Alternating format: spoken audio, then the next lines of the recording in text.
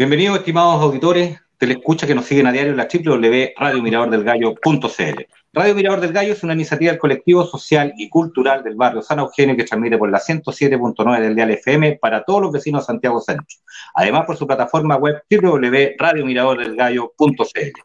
El día de hoy, estimados amigos, tal como lo habíamos anunciado por nuestras redes sociales, en el programa Disidentes, junto a la compañía en el panel estable, por una parte Pedro Pablo Guzmán, por otro lado Rodrigo Nostroza y por otro lado Cristian Medina, que son movimientos soberanistas, digamos, y tenemos la participación oficial y destacada de nuestro gran amigo de la casa, y le damos los agradecimientos cordiales al profesor, historiador, Gabriel Salazar. En honor al tiempo, vamos a partir, así que saludar al profesor Gabriel Salazar. ¿Cómo está, profesor Gabriel? ¿Cómo le va? Gusto saludarle.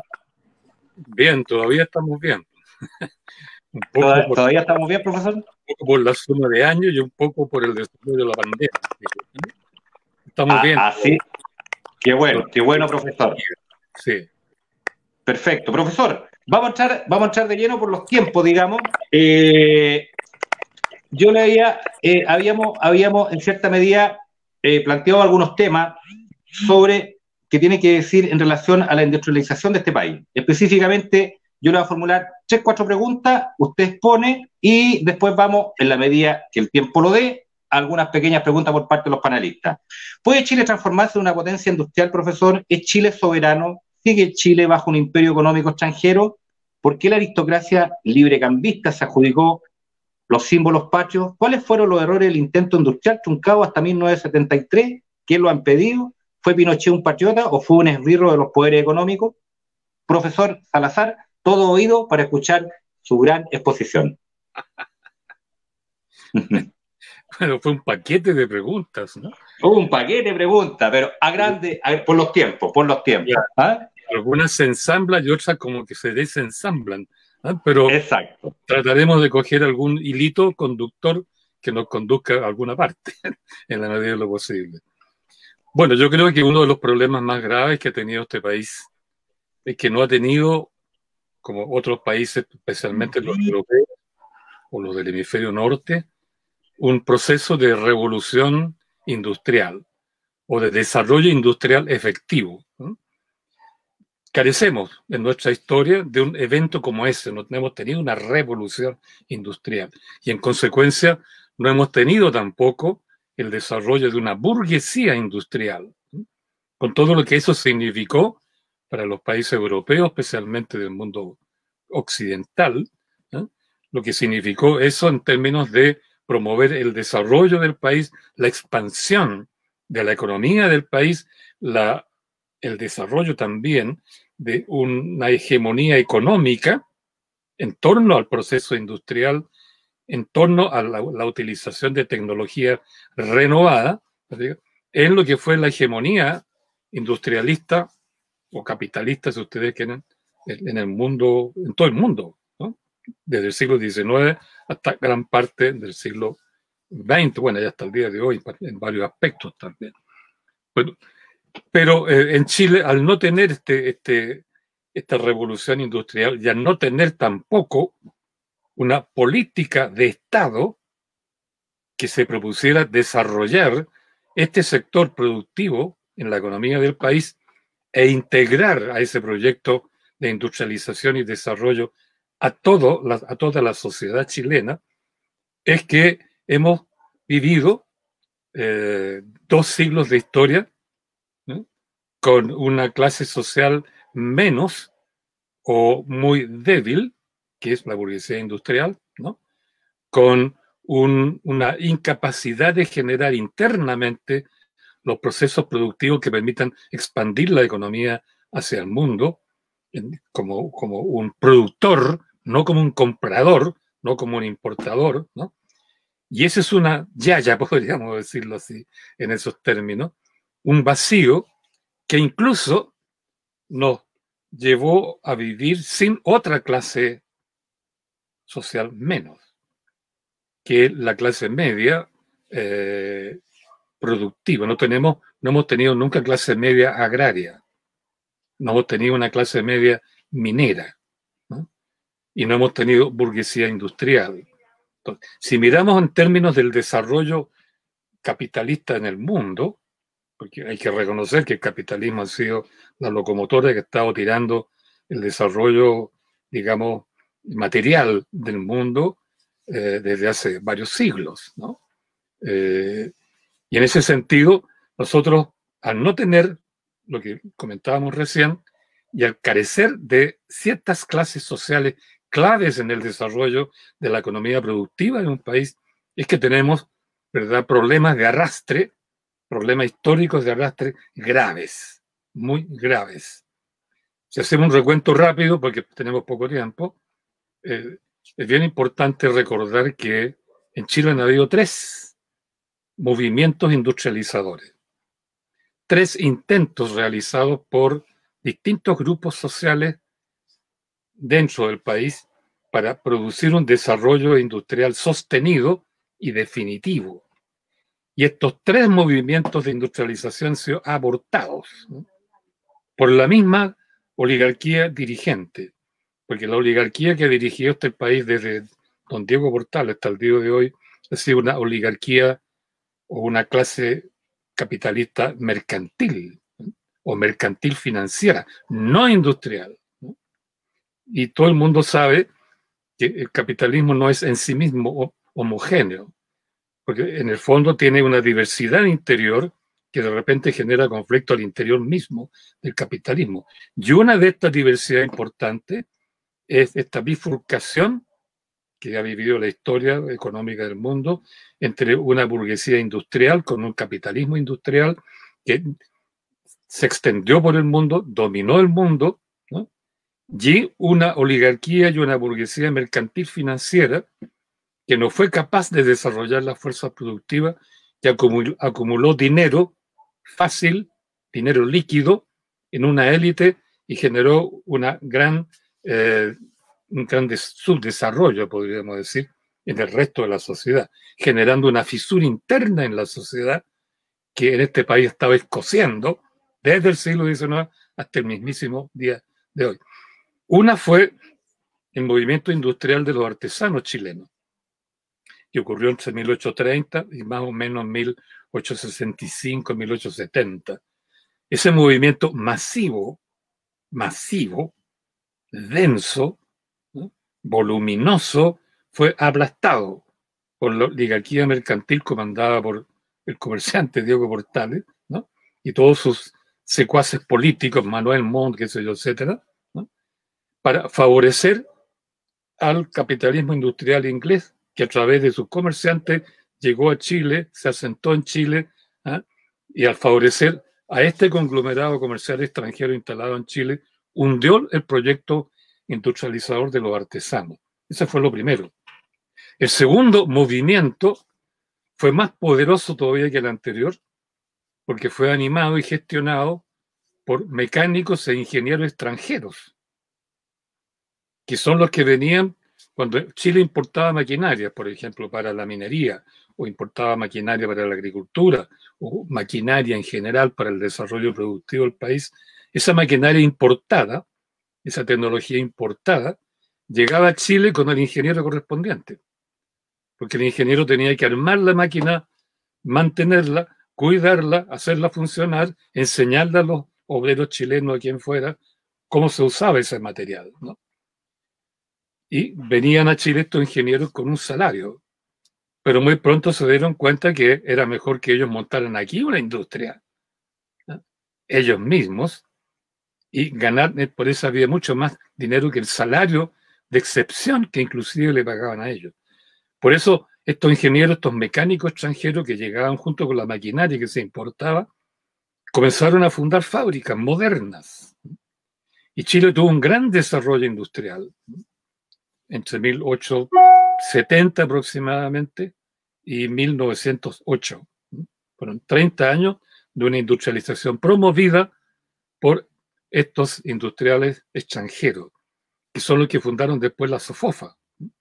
Si ustedes leen la lista de los socios de la SOFOFA, en su gran mayoría, mientras más atrás se van en el tiempo, más apellidos extranjeros hay, ¿no?, porque fue un proyecto de industrialización manejado por técnicos extranjeros, ¿no?, Y llegó a tener tal potencia este desarrollo que Chile por 1906, 1907 tenía capacidad para fabricar sus propias locomotoras, sus propios trenes, todo su material ferrocarrilero, construir barcos a vapor, digamos, con blindados de hierro, qué sé yo, toda una industria pesada. Pero ¿qué ocurrió? Que la oligarquía mercantil, que ahora es simplemente una clase parlamentaria porque había perdido el control de la economía, aplastó, sofocó, no apoyó este movimiento hasta que murió por muerte natural. De esa época quedaron nada más que unos restos de la gran firma de Balfour Lyon y otros más en Valparaíso, sobre cuyos restos se construyó el Hotel Miramar, el Cerro Castillo, etcétera, etcétera. No quedó nada. Y en Santiago solo quedó los edificios, ¿no? Los bodegones, por así decirlo, de la gran Fundición Libertad, que también era una gran empresa metalmecánica, siderúrgica, que pasó a mano, ustedes saben, de la Universidad Arcis. Y ahora al quebrar la Universidad Arcis quedaron nada más que las murallas paradas, ¿no? O algo así. Y en tercer lugar tenemos, ¿verdad?, el proceso de industrialización promovido desde el Estado, no por una burguesía industrial, sino por una clase política que se convirtió en buena medida en un empresariado de Estado. Corfo, ¿no?, etcétera, en adelante. Entonces no fue una burguesía industrial propiamente tal, fue un empresariado industrializador, pero afianzado y afincado en el Estado. Por eso es que durante mucho tiempo los ingenieros en Chile que producía la Universidad de Chile, ¿no?, iban a trabajar en el Ministerio de Obras Públicas, no a la empresa privada.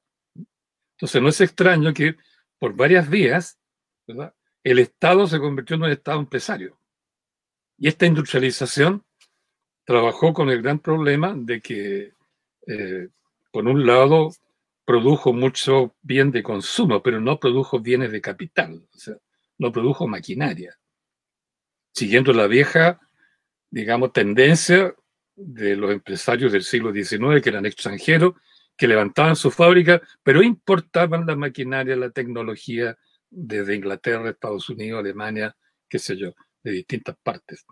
Por eso es que todo el gran proyecto político de industrialización que tuvo Chile después del 38-39, Corfo en adelante, ¿verdad?, se encontró con el problema que mientras más se producía bienes industriales para el consumo de la población, más necesidad había de maquinaria y tecnología moderna.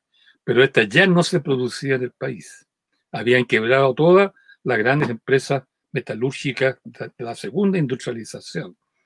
Por eso hubo que importarla de Estados Unidos. Y justo cuando los políticos se izquierdizaban, ¿no?, comenzó esta dependencia estructural, porque Estados Unidos era el único país que quedó en condiciones de vender máquinas después de la Segunda Guerra Mundial. Y Chile entonces se encontró con el tendón de Aquiles de la industrialización, en una situación de dependencia estructural de Estados Unidos. Eso explica la contradicción de que los gobiernos, mientras más desarrollistas eran, mientras más antiimperialistas eran, mayor era la profundización de la dependencia de Estados Unidos. Por eso, Inglaterra, en cambio, cuando fue el gran imperio económico antes de 1930, siempre le vendió a Chile libremente y en gran cantidad la maquinaria que necesitó. Por eso la segunda industrialización alcanzó el nivel que alcanzó. Pero después de la crisis del 30 y después de la Segunda Guerra Mundial, ¿no?, la dependencia de Estados Unidos significó que el gran proyecto de industrialización del Estado se encontró con la pata coja, digamos, que la maquinaria había que comprarla. Y Estados Unidos, por eso que dolió el imperialismo yanqui, no vendió maquinaria nueva, vendió la maquinaria usada. la que se usó antes de la guerra, porque la guerra modernizó toda la industria. Esa maquinaria le llamaron chatarra porque estaba usada. Estados Unidos no quiso prestarle dinero a Chile, y si le prestaba, con el Exim Bank, el famoso banco de la época, era dinero para comprar específicamente chatarra, es decir, maquinaria usada.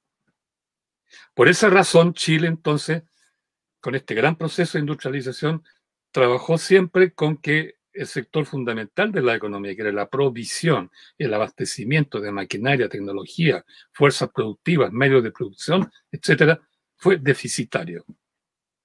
Eso implicó entonces una inflación de costos.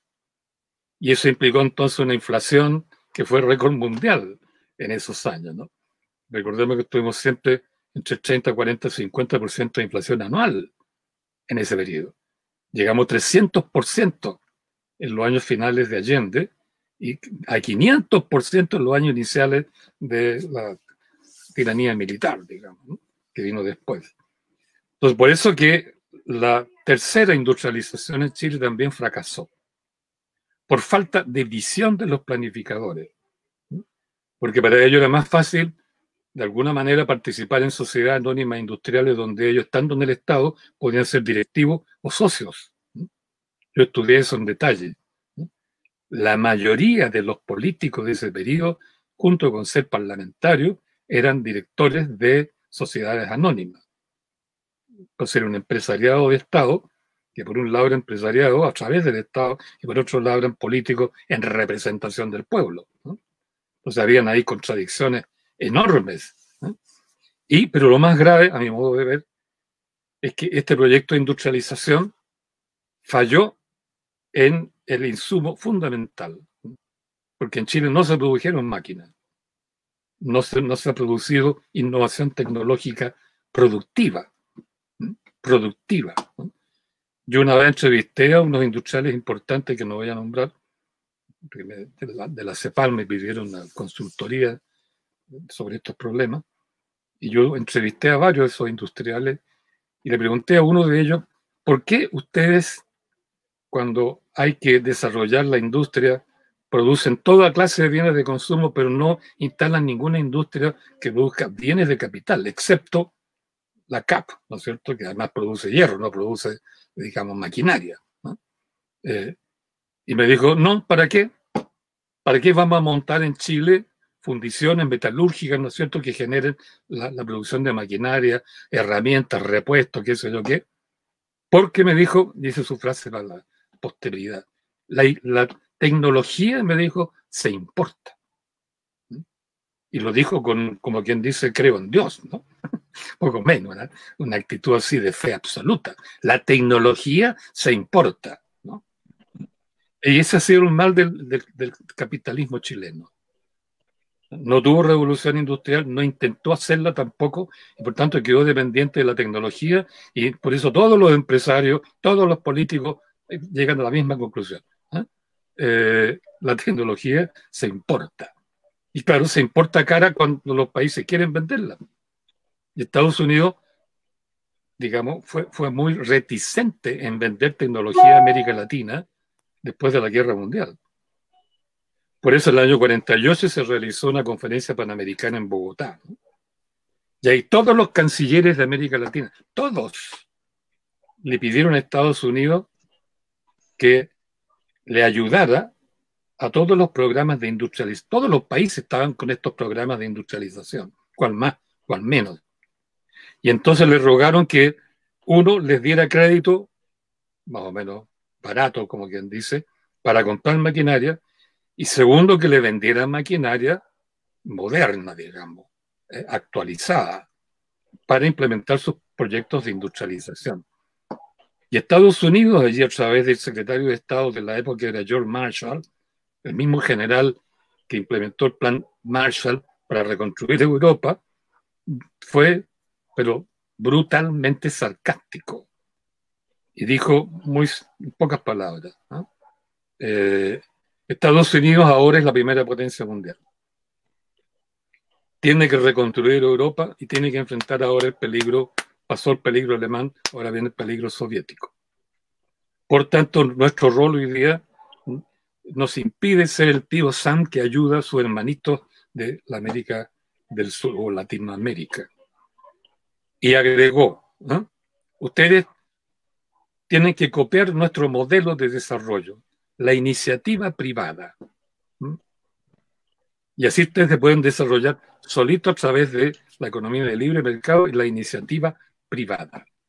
No intenten, por tanto, generar políticas de desarrollo con planificación central en el Estado, sino, de nuevo, la iniciativa. Nosotros nos desarrollamos así. Imítenlos. Y no hubo ayuda.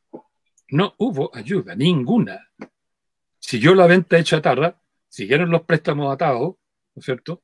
Y todos los países de América Latina se encontraron el mismo problema. Querían desarrollar la producción, no tenían la capacidad productiva para bajar los costos, trabajaron con tasas de inflación gigantesca, los salarios quedaron abajo, movilización social, ¿verdad? Etcétera, etcétera, y el peligro comunista entonces que comenzó a preocupar a Estados Unidos, ¿no? Ese fue el problema.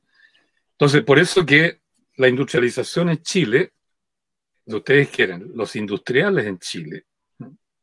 Los pocos industriales que hemos tenido o que tenemos hoy día, no hay prácticamente. No podemos citar ningún gran industrial, ¿no? en este país. Aunque fuéramos de creencias totales capitalistas, no tenemos, ¿no?, el prototipo de clase social capitalista que es la burguesía industrial. Entonces, por eso es que en nuestro país tuvimos que encontrar, ¿verdad?, el camino que nos ofrecía el propio Estados Unidos. Concéntrense en la producción de materias primas. Incrementen la producción de eso, nos tendrán recursos e importen, ¿no?, importen todos los productos manufacturados e importen toda la tecnología que necesiten, ¿no?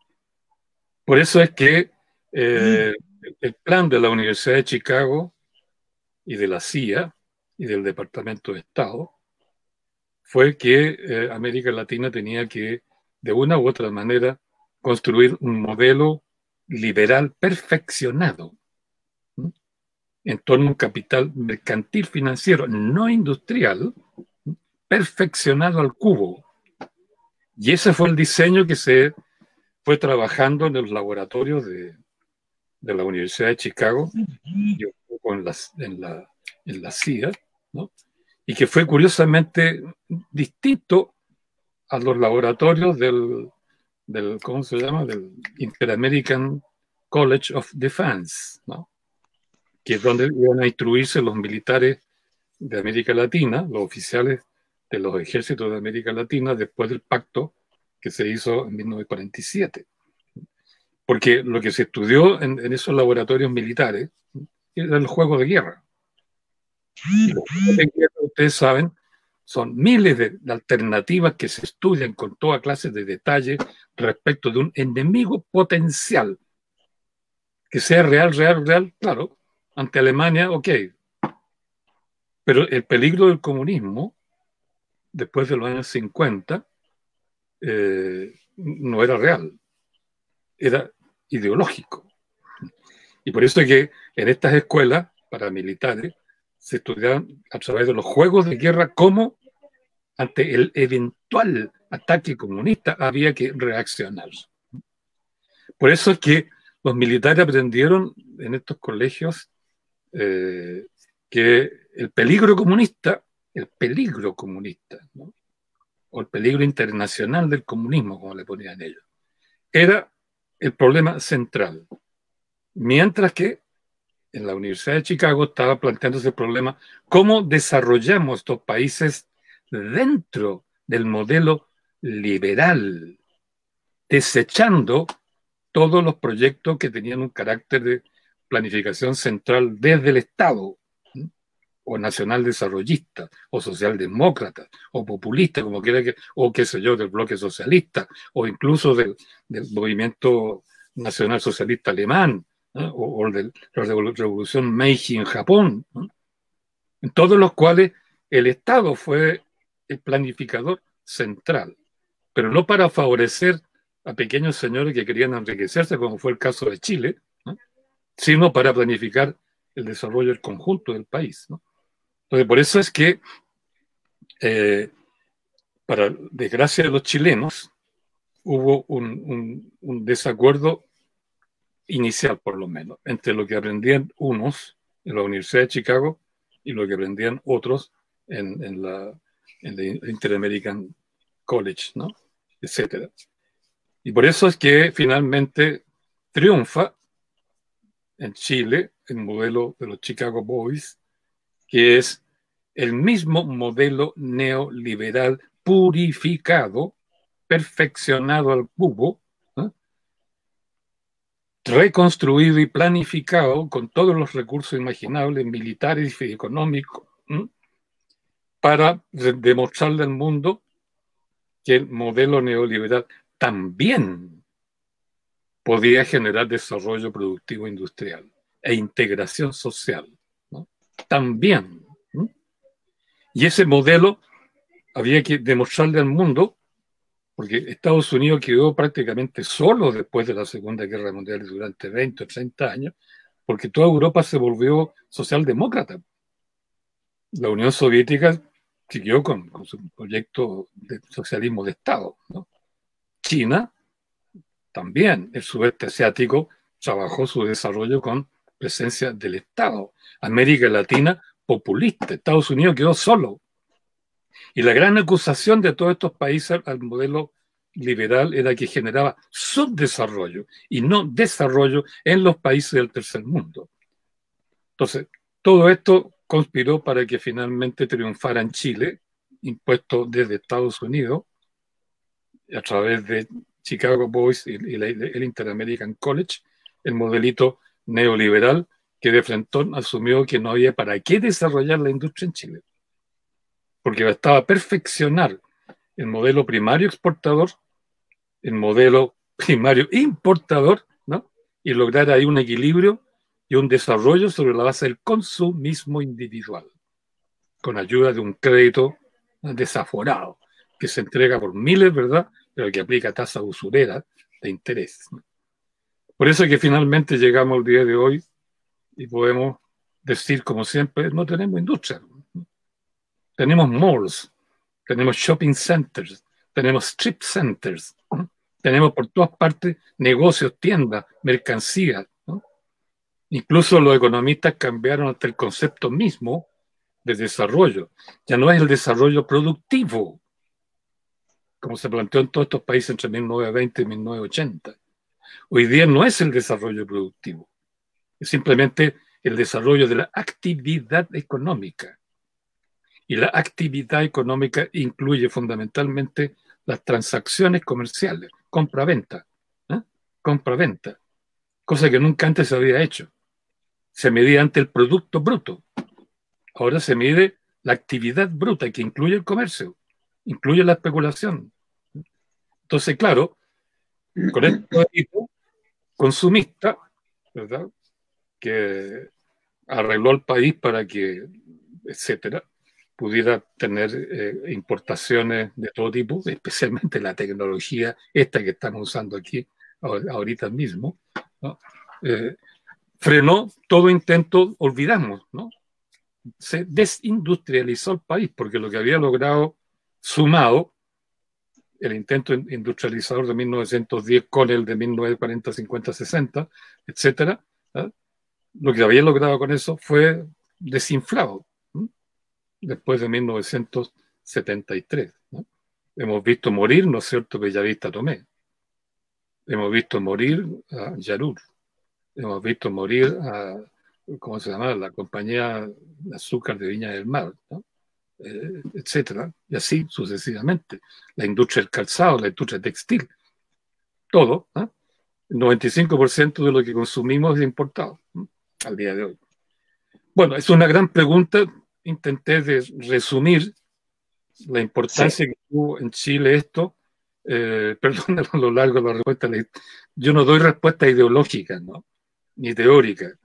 La respuesta a las preguntas yo las doy con relatos, con hechos históricos, concretos. Entonces no tengo necesidad de tirar conceptos abstractos, sino que más bien datos, ¿no? Y por eso estas cosas se largan. Así que disculpa lo largo de la respuesta. No, profesor, por favor, es un deleite, y la verdad que la sintonía que hemos tenido, que estamos teniendo, y la cantidad de saludos, digamos, y me sumo a los comentarios de la gente que dice que es un deleite escuchar al profesor Salazar. Profesor, vamos a ir a una pequeña ronda de preguntas, yo sé que están los tiempos bastante ajustados. Pedro Pablo Guzmán, por favor, la pregunta para el profesor Salazar. Profesor, buenas tardes. Disculpe que tenga que apurar también la pregunta. Un gusto poder tenerlo, un gusto poder escucharlo y le agradezco lo que acaba de decir porque finalmente está confirmando lo que nosotros hemos venido diciendo hace mucho rato, la necesidad de un país industrial y de llevar adelante lo que nosotros llamamos la insubordinación fundante. Y hacia allá va la pregunta. Existe un profesor doctorado en España, que es argentino, llamado Marcelo Guilló, que habla sobre la necesidad de una insubordinación fundante. ¿Qué sería esta insubordinación fundante? La necesidad, y él hace la explicación a través de todos los países que han desarrollado el capitalismo industrial y no el capitalismo financiero, de cerrarse en alguna medida o en algunos sectores durante X o determinado tiempo para poder hacer desarrollo de industria.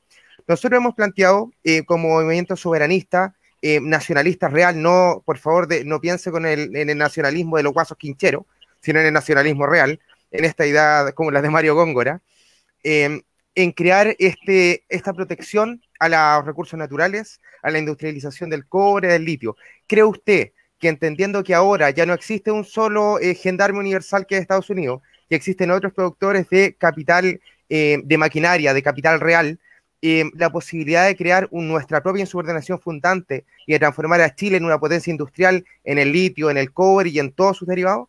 Bueno, yo creo que la situación actual en el mundo, la situación económica, social, política, etcétera, es hoy muy distinta a la que había por los años 60, 70, 40, 50, 60, 70. O sea, la otra democracia que decimos en Chile, ¿no? Esa democracia que intentó desarrollarse entre 1938 y 1973. No hay duda que el mundo de hoy, para decirlo lo más brevemente posible, citando autores esta vez, ¿no? O por lo menos aludiendo a sus conclusiones, ya no está dirigido desde un centro o dos centros, ¿no?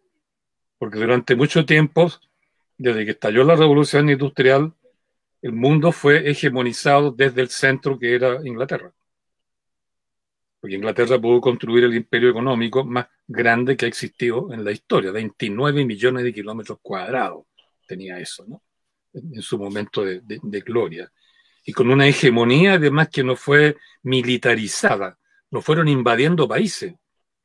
La gracia del imperialismo inglés es que era un imperialismo seductor, por decirlo así, ¿no? Seductor. Ofrecía la mercancía, no intentaba violentar, ¿no?, la entronización, a pesar que tenía la Royal Navy, es decir, la Armada Británica, protegiendo a sus mercaderes por todo el mundo. Pero la Royal Navy nunca disparó ni siquiera un cañonazo. Durante todo el siglo XIX y como hasta 1920 aproximadamente, o un poquito antes de la guerra, Inglaterra mantuvo una flota de guerra frente a las costas del Pacífico, navegando, ¿no? Desde digamos, ¿cómo se llama? De Acapulco, en México, hasta Valparaíso, ¿no? Cuidando, protegiendo sus mercaderes, pero nunca hubo que disparar ni un cañonazo. Entonces, los ingleses además respetaban sus contratos, trataban muy bien porque pagaban sus compromisos a los trabajadores. Por eso no olvidemos que los patrones gringos fueron amados por los trabajadores chilenos, ¿no? Al punto que, por ejemplo, el que construyó el ferrocarril Santiago-Valparaíso, ¿no?, que era un gringo norteamericano, cuando este puso un aviso en el Mercurio de Valparaíso que contratemos peones para construir ferrocarril en Perú, 35.000 peones se fueron con él a Perú a construir el ferrocarril de la sierra peruana. 35.000, que era un porcentaje altísimo de la fuerza de trabajo chilena, ¿no? Generó incluso prácticamente el llanto de los patrones de la Sociedad Nacional de Agricultura, sobre todo e incluso de la emergente recién la Sociedad de Fomento Fabril, ¿no? Porque se le iba la clase trabajadora, y la más activa, precisamente. Digo esto porque en el siglo XIX había un imperialismo clarísimo, con un gran centro en Inglaterra. En la época de gloria de ese país, la época de la reina Victoria, cuando ellos decían, Britain rules the waves, es decir, Inglaterra gobierna las olas del mundo, de los mares del mundo. Bueno, después de alguna manera y después de la Segunda Guerra, de nuevo tuvimos una hegemonía, la llamamos imperialismo, no da lo mismo, después de la Segunda Guerra Mundial. Porque toda la hegemonía europea quedó, y Chile perdió su eje económico en Europa, ¿no? Y con las dos guerras mundiales perdió ese eje, quedó sin padre, por decirlo así, sin padre económico, sin protector económico, como habían sido los ingleses, y ahí es donde apareció Estados Unidos como el gran patrón del mundo económico. Y Estados Unidos no colaboró con América Latina en esta aventura hacia el desarrollo industrial, ¿no? De ahí la rabia, ¿no? Nunca sentimos rabia contra el imperialismo inglés. Al contrario, tampoco contra el imperialismo alemán, cuando los alemanes quisieron industrializar Chile, instalando fábricas de gigantescas máquinas, fábricas de maquinaria en Chile por 1910, 1912, 1913. Por eso que cuando Chile se planteó la política industrial, algunos de ellos, entre ellos el presidente Pedro Aguirre Cerda, tomó como ejemplo la industrialización alemana. Porque los alemanes se acercaron a Chile para industrializar Chile y derrotar, o por lo menos desbancar o mandar cambiar el capitalismo y el imperialismo inglés, ¿no? Pero ¿qué ocurre? Que esa relación orgánica, podríamos decir, económica, que tuvo Chile con Europa, después de la Segunda Guerra Mundial, destruida Europa, no encontró un similar en Estados Unidos. De ahí la odiosidad que surge en ese periodo hacia Estados Unidos.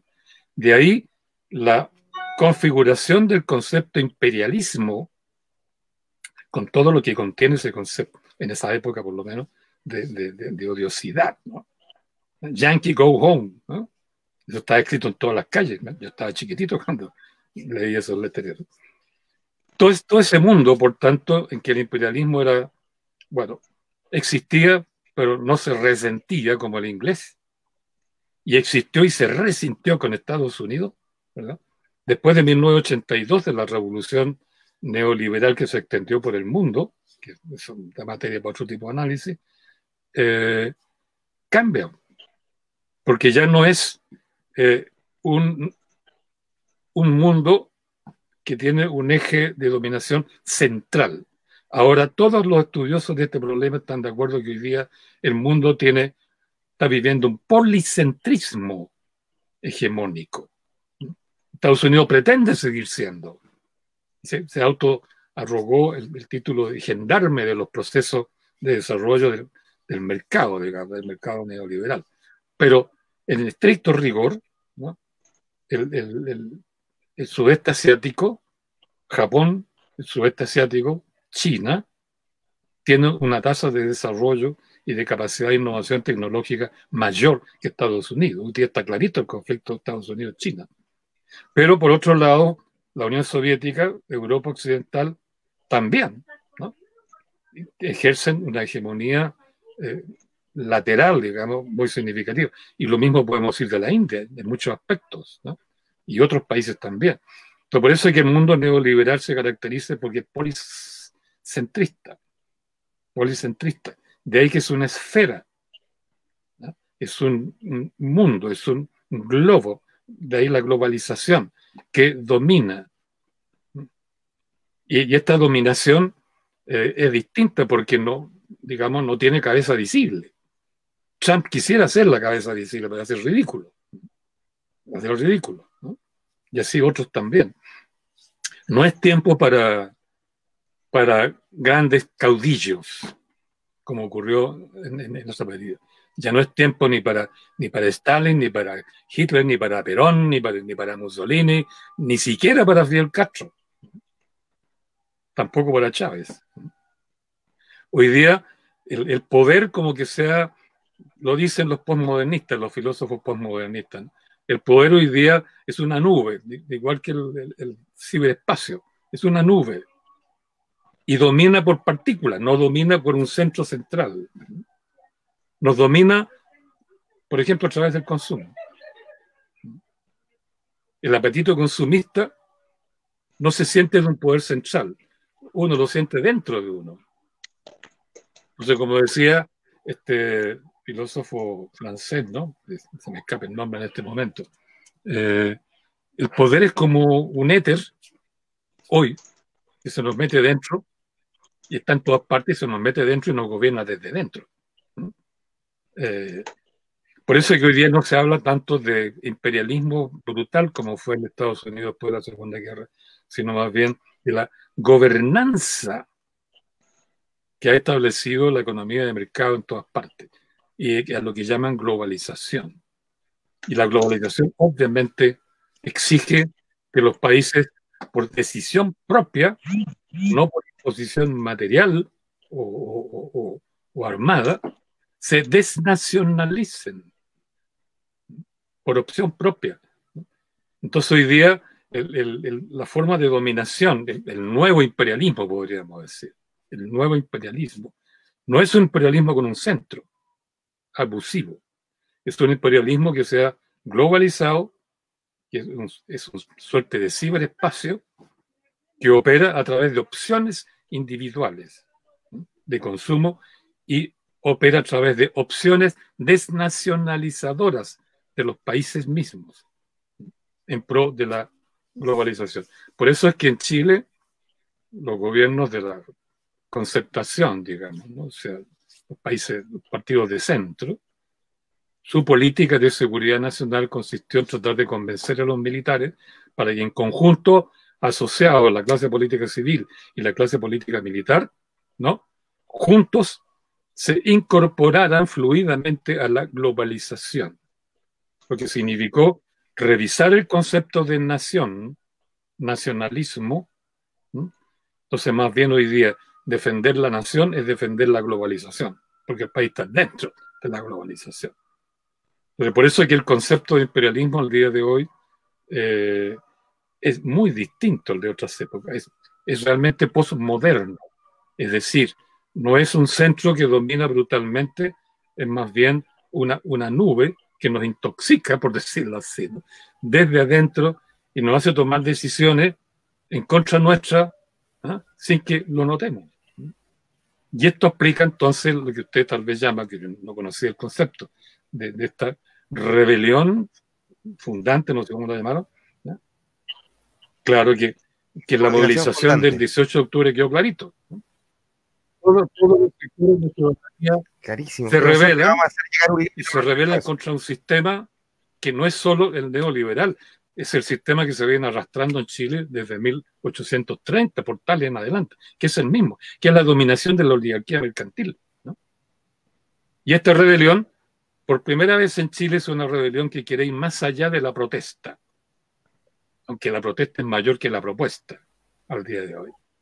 Pero quiere ir más allá de la protesta y fundar un nuevo régimen, un nuevo sistema a nivel local y nacional.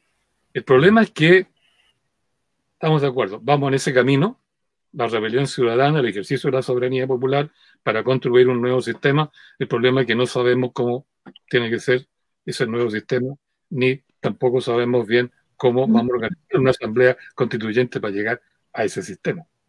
Porque nunca nos enseñaron nada a este respecto. En 200 años de historia hemos estado eligiendo a gente que nos representen en la Cámara de Diputados, la Cámara de Senadores, en la Presidencia de la República, en el municipio, etcétera, sin mandato ciudadano.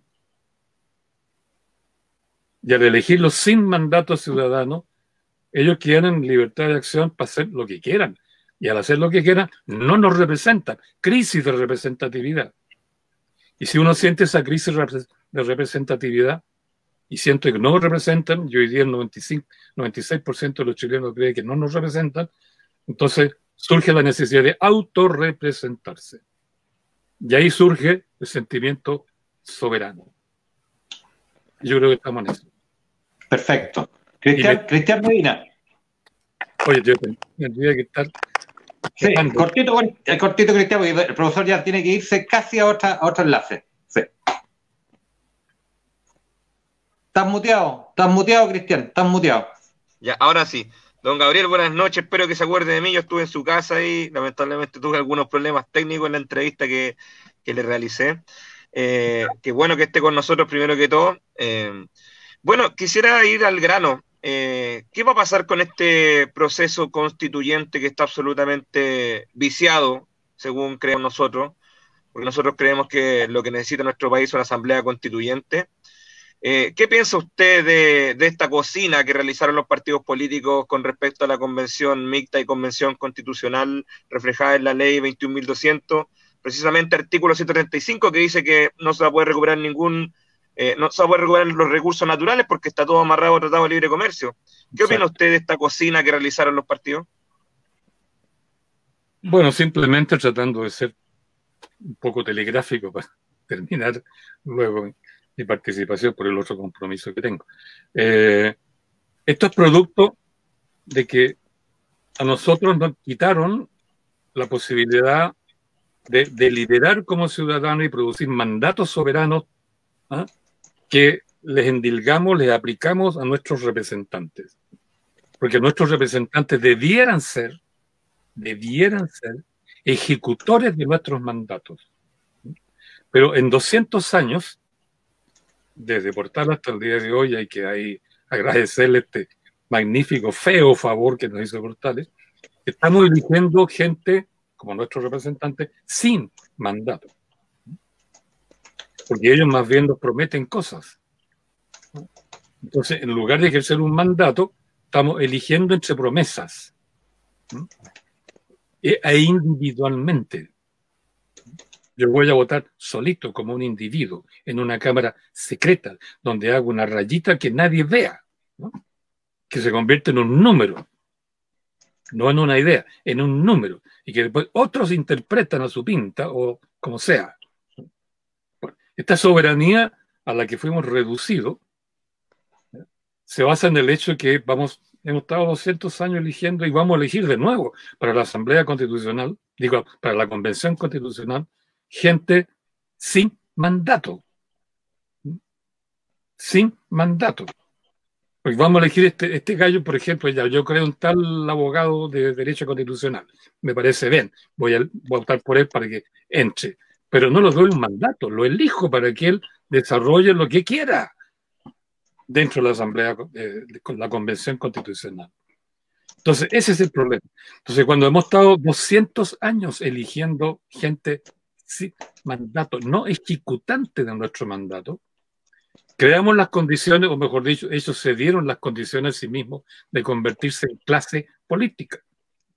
La clase política consiste precisamente en que los representantes que el pueblo eligen, ¿verdad?, se constituyen como un gremio cerrado, con intereses propios, con capacidad de autorreproducción, y cuando viene una amenaza, porque la única amenaza no viene de las divisiones internas de esta clase política, de la izquierda contra la derecha contra el centro contra todo el mundo, qué sé yo, las amenazas para la clase política no vienen desde dentro de ella, porque eso se arreglan entre ellos. Para eso el Parlamento liberal siempre ha sido un parlamento para resolver los problemas entre los representantes que ya configuran una clase política. Esto ya lo descubrió en 1911 un sociólogo alemán que denunció eso y que nadie después ha refutado ese libro, al contrario, han seguido agregándole más y más y más datos en la misma dirección, ¿no? Entonces, por eso que en Chile se constituyó una clase política que en rigor es un gremio con intereses propios. Por eso cada vez que, mientras no tienen una amenaza ciudadana para cambiar la Constitución y cambiar su estructura, digamos, de apoyo, sus hábitats, como diría uno, Entonces, el peligro es tan profundo que ahí todos se unen para rechazar este peligro. ¿Qué pasó después de las revoluciones, de las guerras civiles, que en el fondo fueron revoluciones ciudadanas para conseguir el cambio de la Constitución de 1851 a 1859? Que la amenaza fue tan profunda, dos rebeliones armadas de la ciudadanía exigiendo asamblea constituyente, sobre todo el 59. Ante esa amenaza, ¿qué hizo la oligarquía chilena? Los liberales y los conservadores se unieron. ¿Eh? Se unieron. Como quien dice, se abrazaron, como ocurrió en noviembre, ¿no? Se abrazaron emocionados, ¿no? Y en honor a eso levantaron un palacete para encontrarse de ellos y revivir esta hermandad que habían logrado, que se llamó Club de la Unión. Club de la Unión. Y de ahí en adelante cada peligro que proviniese de la ciudadanía lo enfrentaron juntos. Recordemos qué es lo que pasó, bueno, el 91, ya otro día podemos hablar de eso. Luego, todas las masacres de trabajadores se decidían básicamente en secreto, no en el Congreso, en el Club de la Unión. Entonces, yo podría contarle en detalle, pero no es el caso hoy, de cada vez que había un riesgo para el gremio de los políticos, se unen todo izquierda, centro y derecha y reaccionan contra la ciudadanía, porque la única manera de mantenerse en este estatus de hegemonía sobre el Estado es mantener la soberanía popular aplastada, negada, imposibilitada de actuar, ¿verdad? Por eso le cerraron el cabildo, por eso le cerraron las asambleas provinciales, por eso nunca hemos tenido instancias para deliberar como ciudadanos, establecer mandato y después elegir a los ejecutores de nuestro mandato. Entonces, por eso es que los políticos hay que entenderlos como un gremio. De ahí el concepto de clase política.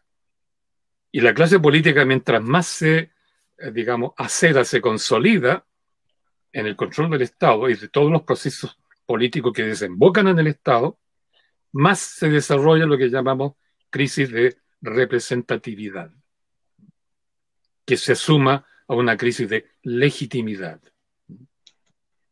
Y eso es lo que hemos vivido claramente desde el año 1991, primer año del gobierno de la Concertación, hasta el día de hoy.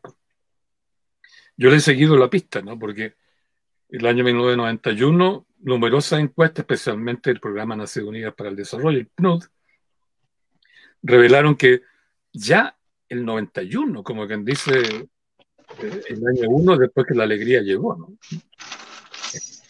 El 54%, 56%, ya no me acuerdo, 54% de los consultados a nivel de todo Chile dijeron: no me gustó la transición, no me gusta este modelo político, no me gustan los partidos, no me gustan los políticos, no me gusta el Congreso.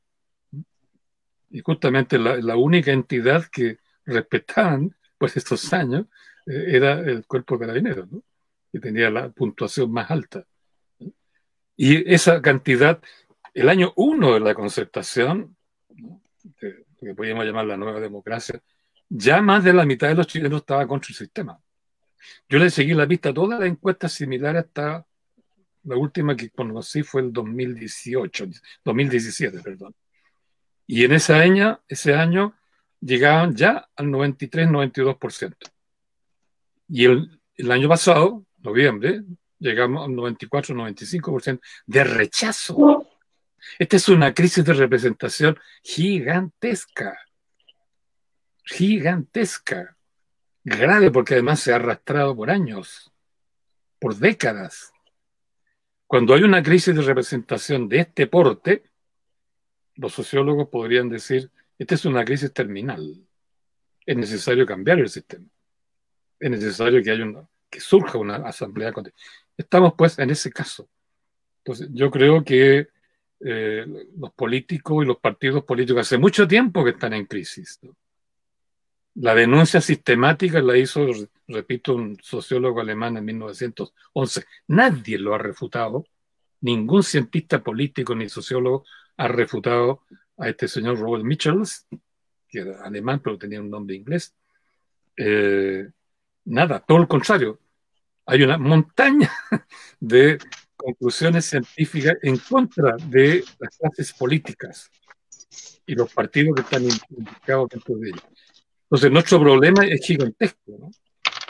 Los ciudadanos, como depositarios naturales de la soberanía popular, tenemos tareas gigantescas.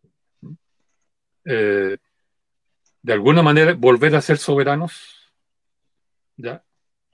Aprender a ejercer el poder constituyente, organizar una asamblea constituyente legítima, netamente ciudadana, ¿verdad? Y además de eso, y ahora nos cayó encima otro problema catastrófico gigantesco, ¿no? Porque tenemos la crisis, la pandemia, que es una catástrofe sanitaria excepcional.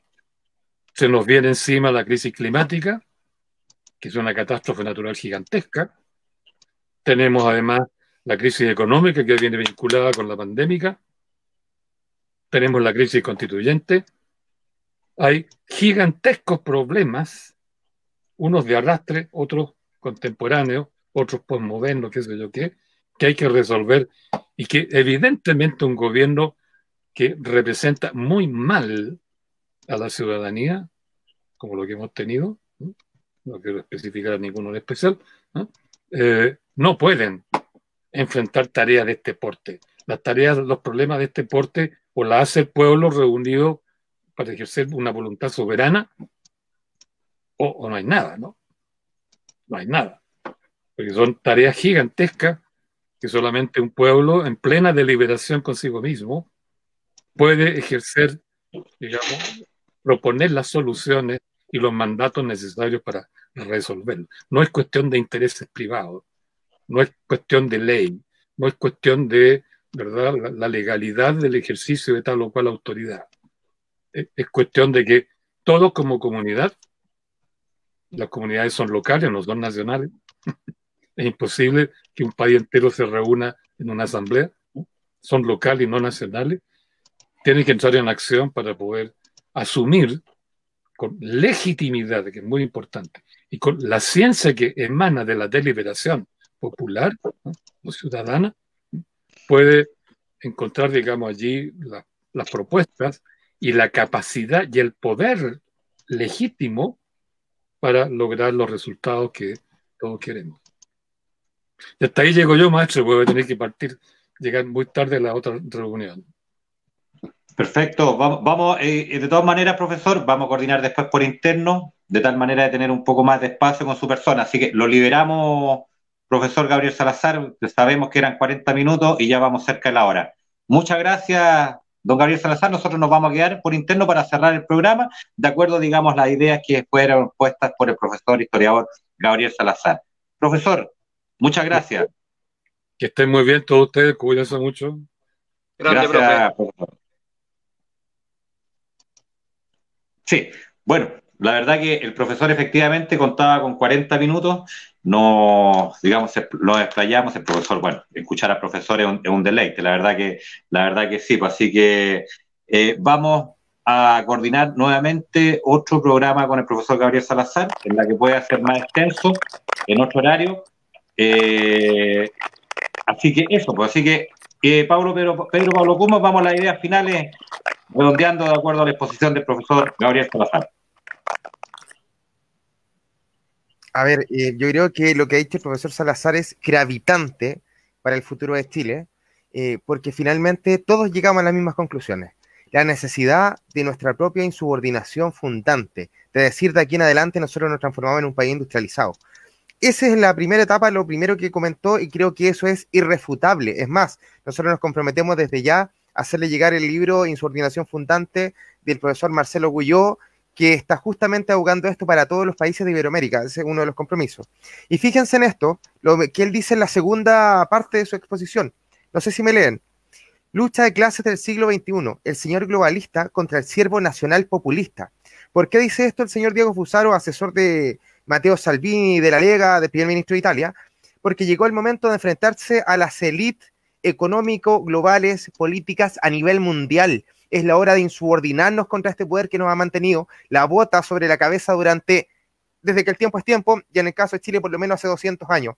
Por tanto, si estamos todos de acuerdo, ya sea la gente que viene desde la izquierda nacional hasta la derecha social, la gente que viene de la tercera posición y que quiere sumarse a un proyecto contra la élite mundialista, es ahora o nunca, porque los grandes ejes de poder han cambiado. Antes tuvimos un monopoder, que era el de Estados Unidos post Segunda Guerra Mundial, y ahora nos transformamos, como dice Alexander Dugin, como lo alega también Vladimir Putin, en un mundo multipolar, donde nosotros tenemos múltiples opciones para elegir de dónde van a venir nuestra maquinaria, dónde va a venir la tecnología y con quién queremos trabajar y con quién no podemos trabajar.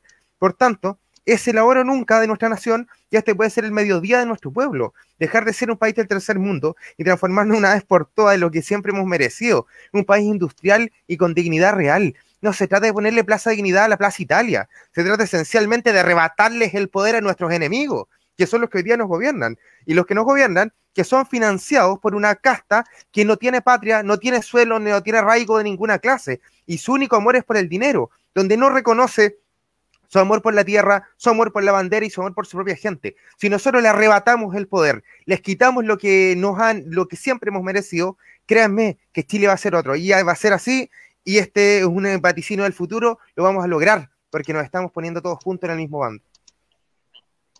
Perfecto, Pedro Pablo. Bueno, antes de darle la palabra a Rodrigo, señalar, digamos, que por un tema de tiempo del profesor eran 40 minutos, la verdad que estuvo casi la hora con nosotros, sabemos como el profesor que es un deleite escucharlo, se le piden las disculpas, digamos, formales a Rodrigo Inostroza, que no tuvo la posibilidad de efectuar la pregunta de rigor, pero sin embargo nos vamos a comprometer en tener en otro programa, en extenso, al profesor Gabriel Salazar. Rodrigo Inostroza. Mira, yo agradezco la invitación. Escuchar al profesor es más importante que lo que podríamos decir nosotros, pero para nosotros, cuando hablo de nosotros, estamos hablando también de un movimiento soberanista, de ciudadanía soberanista, de bien común. Pero aquí el profesor Salazar ha corroborado varias cosas que nosotros hemos dicho hace mucho rato.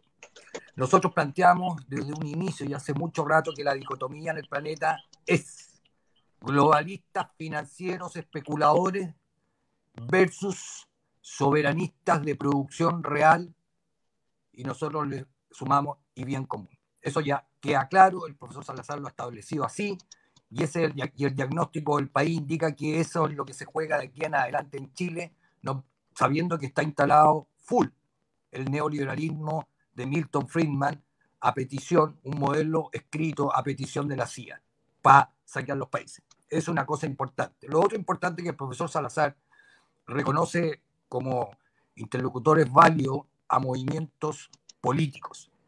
Lo otro importante es que el profesor Salazar apela que hay que implementar un nuevo sistema. Anoche largamente nos extendimos en los pilares de un nuevo modelo económico y social para Chile y político también. Lo otro importante que el profesor Salazar dice es que las elecciones y los electos tienen que venir con mandato. Mandato significa entregarle un proyecto al país que lo va a encarnar un candidato o los candidatos de la Asamblea Constituyente para plasmar en la nueva Constitución ese mandato.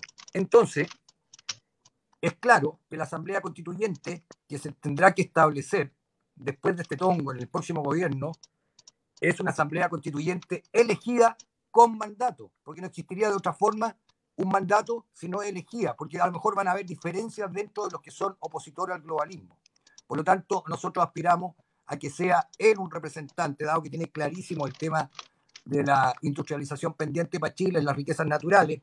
La pregunta que yo le quería hacer era si se podía hacer con la plata de todos los chilenos y ligando el capital al trabajo, dado lo que decía él, que todos los créditos de Estados Unidos eran para comprar chatarra y eran créditos amarrados. Entonces tenemos la posibilidad de ser soberanistas en lo económico con los fondos ligados al ahorro, al trabajo de los chilenos.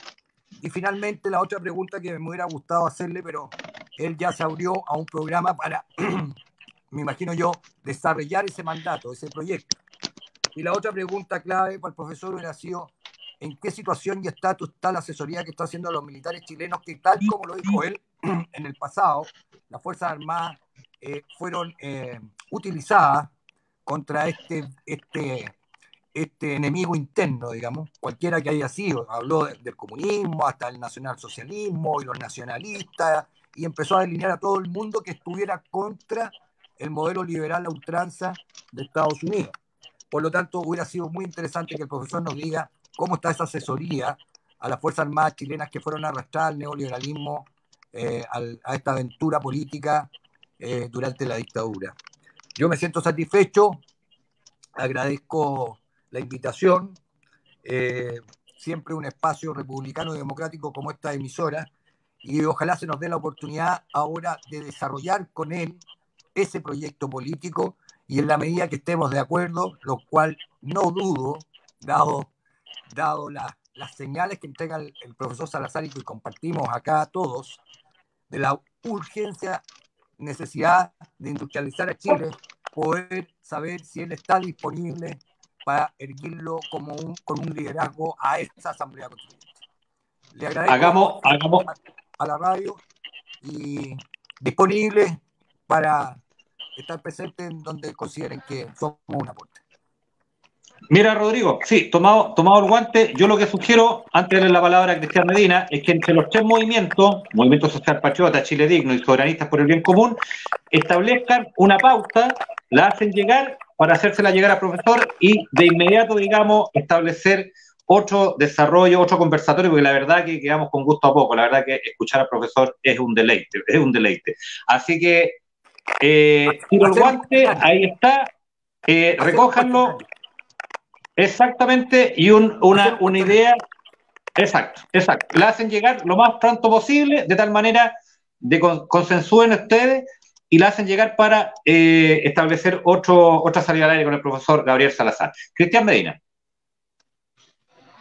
Bueno, el profesor lo dijo bien claro, hoy día el camino es de la soberanía popular, la soberanía del pueblo, de la nación completa, incluyendo pueblo originario, rico y pobre.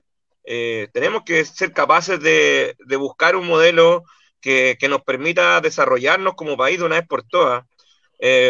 Lamentablemente siempre, y como dice Pedro, siempre hemos tenido la bota encima de estas grandes potencias. Ya fue en un tiempo Churchill con Argentina, cuando amenaza y dice no voy a dejar que él, perdone la palabra, el hijo de puta de Perón industrialice Argentina.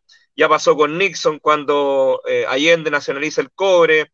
Ya pasó en el último tiempo con Evo Morales, que estaba construyendo, imagínense, baterías de litio, está fabricando autos. Entonces, mucha gente de repente se deja llevar por las ideologías políticas, se divide entre izquierda y derecha y no valora lo positivo que hacen los presidentes. Hay presidentes de izquierda, presidentes de derecha que han hecho cosas correctas por su país, pero lamentablemente el tema ideológico termina dividiendo más que uniendo a una nación. ¿Nosotros qué queremos?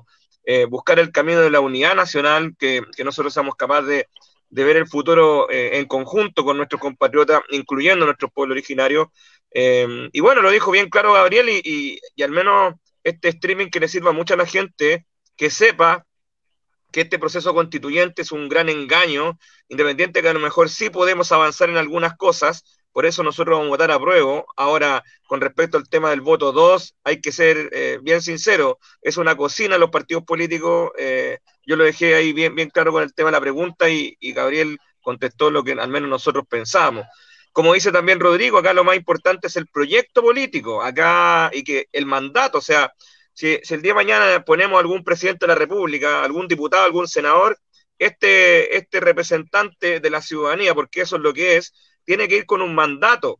La ciudadanía tiene que entregarle un mandato de lo que él debe cumplir. Algo muy parecido pasó con el tema de la candidatura supuestamente de Sharp en Valparaíso. No sé si se habrá hecho así, pero al menos ese fue el modo operandi, o no sé, modo operandi, sino que no, la forma de hacer las cosas. Yo encuentro que es la correcta. Acá yo no me cierro a algunas ideas que han presentado algunos dirigentes de izquierda y derecha. Acá hay que buscar lo mejor para el beneficio de nuestro país, dejando atrás nuestras divisiones y desenmascarando a los que no están con el proceso correcto de un país que quiere evolucionar como nación. hemos sido engañados durante estos 30, 40 años por una izquierda y derecha que al final son los mismos familiares, se arreglan entre ellos, miembros de sectas donde ellos se escudan. Entonces, nosotros queremos un país que sea para todos, que sea realmente inclusivo y que nuestros representantes tengan un mandato soberano que haga cumplir lo que quiere la ciudadanía, no lo que diga el grupo Luxic, el grupo Mate y los grandes grupos económicos extranjeros. Oye, de acuerdo, yo le quiero formular una pregunta a cada uno de ustedes. ¿Qué piensan de estos movimientos que llaman derechamente a que no existan los partidos políticos? Pedro Pablo Guzmán. A ver, yo he visto varios grupos en esa tónica, desde anarquistas hasta incluso nacionalistas, o que se sienten soberanistas, muchos otros, llamando a no sumarse, a no hacerse parte de movimientos políticos ni partidos políticos emergentes, nuevos, lo que sea. Lo curioso es que le hacen grosso favor a la casta, porque finalmente terminan blindándola. Porque cualquier outsider, cualquier persona que venga desde afuera, en el fondo no entra y se mantiene en la periferia. No se pueden hacer cambios desde afuera. Imagínense que salieron 2 millones de personas en la cara a gritarle a Piñera renuncia, y Piñera no se le movió un pelo.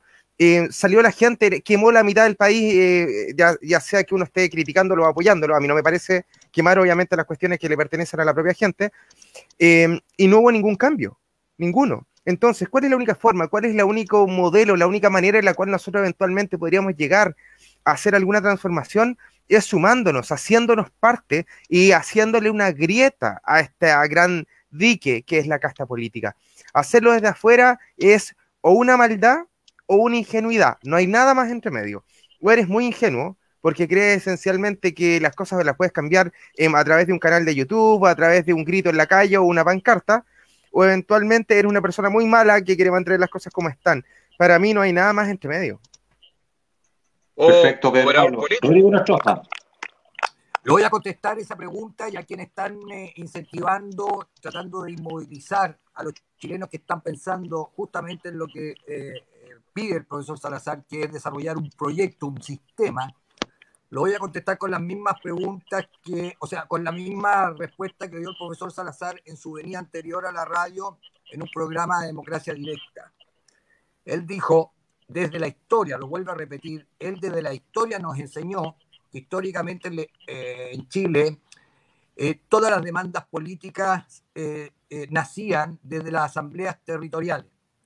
A renglón seguido, él dice, es hora de el justo derecho de practicar el libre ejercicio de la soberanía y aglutinarse en distintas instituciones y organizaciones políticas, porque esto es política. Y en ese contexto reconocen los movimientos políticos, y por algo está sentado acá junto a nosotros, sabiendo que somos movimientos políticos con vocación de impulsar un proyecto político. Por lo tanto... No como Fernando Atria. Quiero decir que el profesor Salazar responde por sí mismo a aquellos que nos quieren inmovilizar. Ahora, dicho eso, incluso está hablando que toda candidatura a cualquier instancia, como por ejemplo una asamblea constituyente, tiene que ir los candidatos con un mandato. Por lo tanto, ¿qué es lo que es un mandato? Es un proyecto país como el que tenemos nosotros. Por lo tanto, tiene que ser una asamblea constituyente elegida. Y para nosotros el profesor Salazar sería nuestro candidato.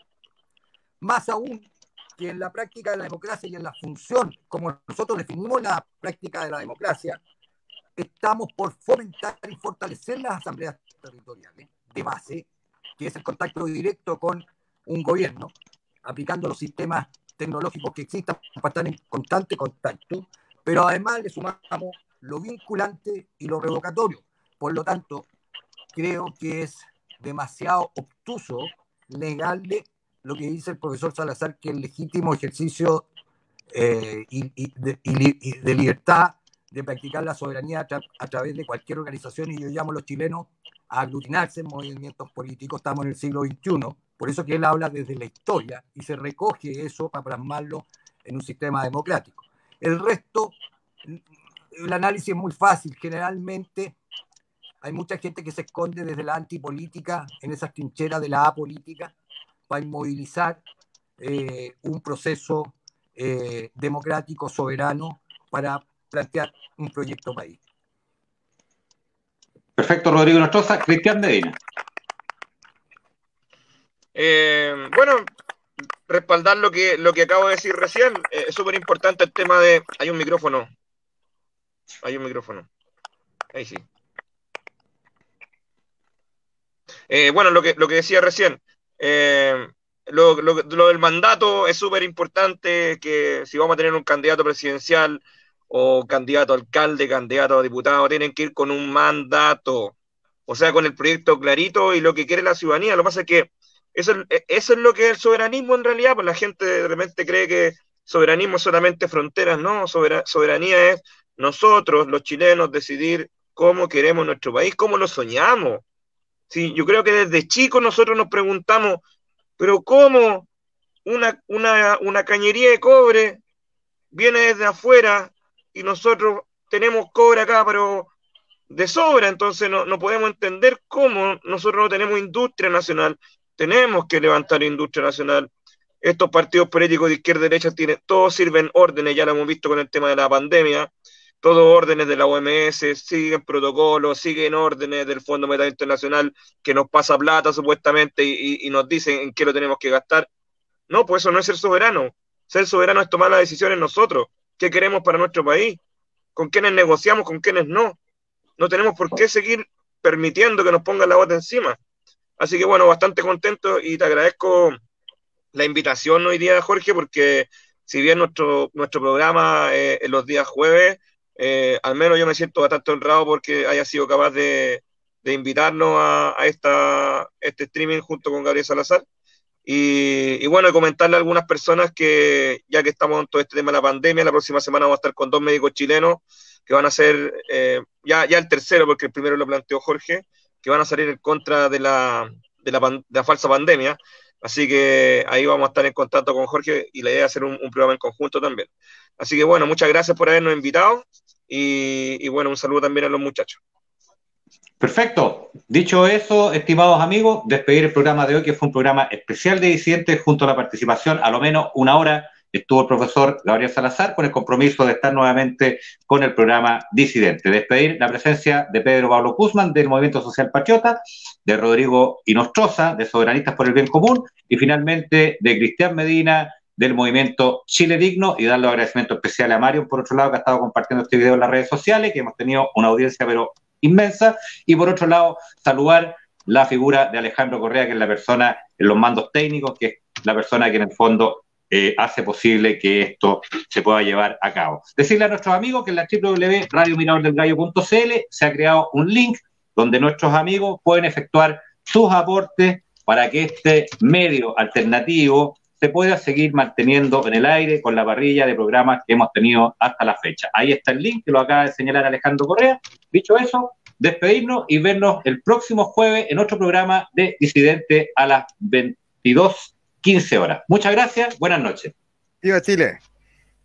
Chao, chao.